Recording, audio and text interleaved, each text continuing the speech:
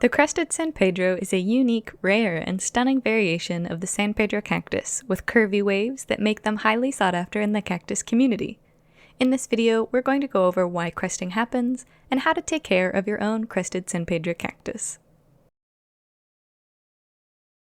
Cresting, also known as fasciation, in cacti occurs when the growing point of the plant, called the apical meristem, becomes elongated or flattened instead of producing a typical round columnar growth. The classic shape most commonly exhibited by the pachanoi crests looks like a fan-like structure with wavy curving folds. Then you see others that aren't as folded, featuring more elongated, linear, or pitchfork-like growth patterns. There are also ripple or wave crests that undulate and turn all around itself tightly like a brain. There are a few theories as to why cacti started to crest, but it boils down to two main things: genetics and viruses. Mutations occur when the genetics of a cactus are naturally altered, causing the growth pattern to change. This also means the cresting pattern could be passed down when hybridized with another cactus. Another cause of cresting is infections. Some bacterial or viral infections can disrupt to the normal cellular processes of cacti, leading to unusual growth patterns including cresting. While some people commonly attribute physical damage to the tip as a source of cresting, this is only slightly true. Based on our experience with Trichocereus, physical damage can trigger cresting only if cresting is present in the genetics of the cactus. Sometimes, crested growth forms can revert back to normal columnar growth in its normal life cycle or from environmental changes. If a Crested San Pedro experiences significant etiolation, or the plant undergoes stress or damage, it may revert to a more stable columnar growth pattern. But don't stress, reverting is normal and happens. Our recommendation is to keep the reverted section on until the next growing season to see if it will crest again before removing it if you're inclined to do so. Sometimes a growth pattern of a cactus involves cresting and reversion, and we just like to let the plant do its thing. Enjoy it for what it is. Provide as much light as possible while avoiding sunburn in the peak of summer by using a shade cloth if in full sun. If you're introducing this cactus to more light from lower light conditions, then do so gradually. And if growing indoors, you will need to have a high-intensity grow light to avoid etiolation. Too little light will cause the cactus to stretch out with thin growth and spaced out areoles, and may cause reversion to columnar growth. A good time to repot a Crested San Pedro is when the body of this plant is getting larger and pushing up against the pot. For Crested San Pedro, we recommend a well-draining soil mixture that is a ratio of at least 50% inorganic material like pumice to organic material like peat moss or coco coir to prevent issues due to too much moisture. If you're planting a crest outdoors, then make sure to amend the mixture to improve drainage for the wet months.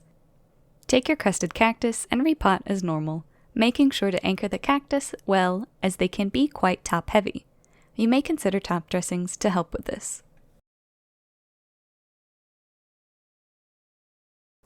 Ensure that the soil is completely dry before watering your cactus thoroughly in the growing season.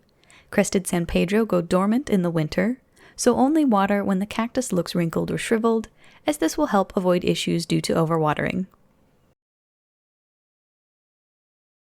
Crested San Pedro's growing season is from spring to fall, and they go dormant in the winter.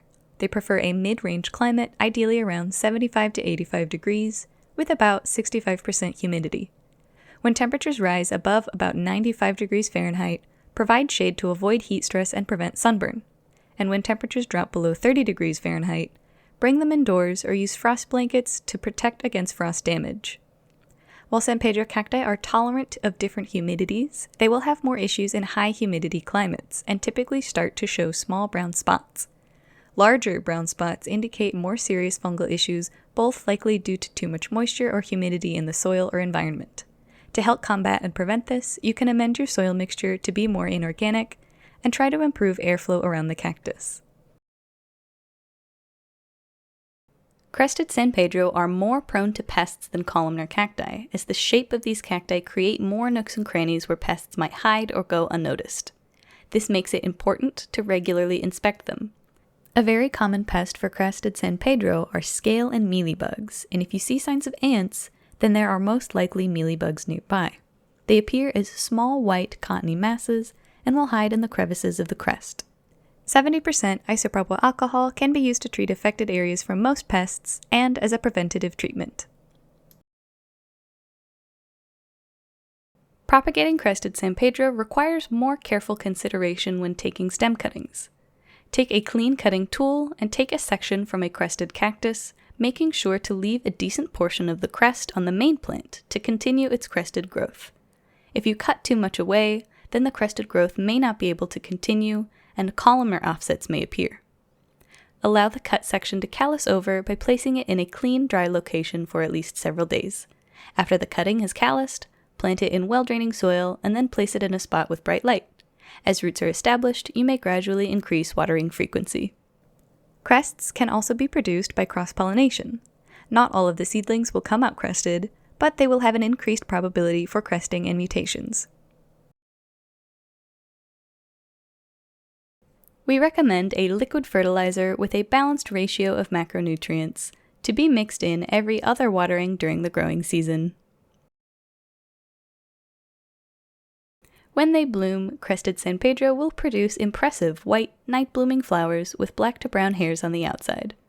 Blooming usually occurs during the warmer months of the growing season from early summer to early fall. In summary, Crested San Pedro cacti are gorgeous wavy plants that owe their unique shapes to genetic mutations or infections. They require bright light, well-draining soil, and protection from extreme temperatures to thrive. Their distinct shape makes them more susceptible to pests, so regular inspections and careful maintenance are essential to keep your cactus healthy and thriving. Please let us know if you have any more questions about cactus care, and please like this video and subscribe to our channel for more.